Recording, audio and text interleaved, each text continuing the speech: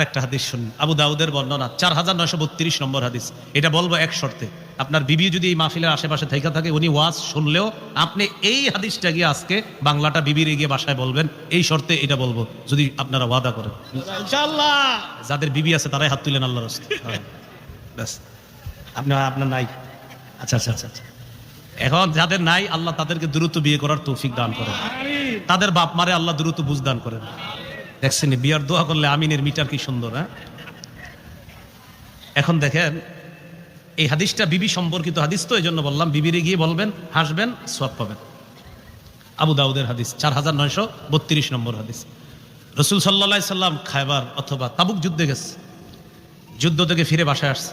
তো বাসায় আসার পরে ফি সাহওয়াতিহা সিতরুন, বাসায় তাক আছে, তাক, তাক চিনেন তো, লবণ টবণ কত কিছু রাখে, বা অনেক কিছু লেপ কম্বলও রাখে অনেকে তাকে।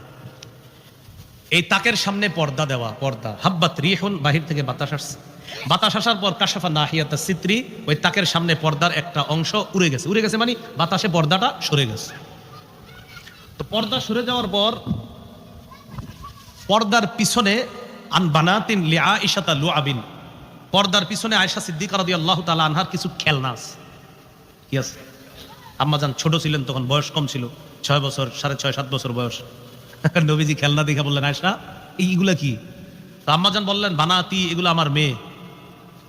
বললেন আমাদের দেশের বাচ্চা মেয়েরা দেখবেন এখন এই জাতীয় খেলা খেলে, এটা আমার মেয়ে। তো নবীজি তাকায় দেখে মেয়েগুলার মাঝে একটা খেলনা, সেটা হলো কাপড় দিয়ে বানানো একটা ঘোড়া। কি দিয়ে বানানো?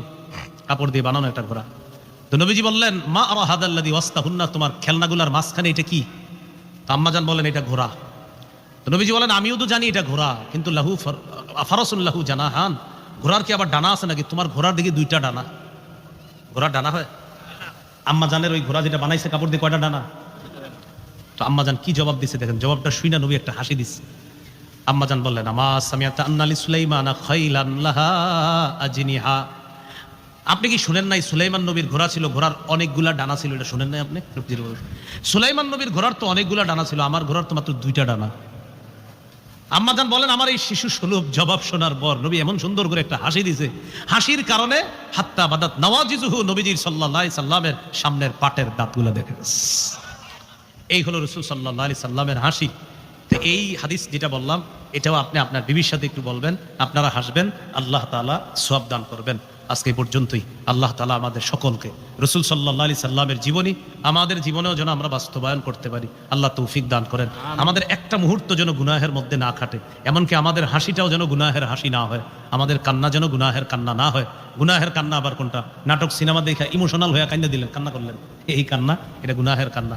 আল্লাহ আমাদের সকলকে যেই কথাগুলো শুনলাম বললাম, এই কথাগুলোর উপর আমল করার তৌফিক দান করেন।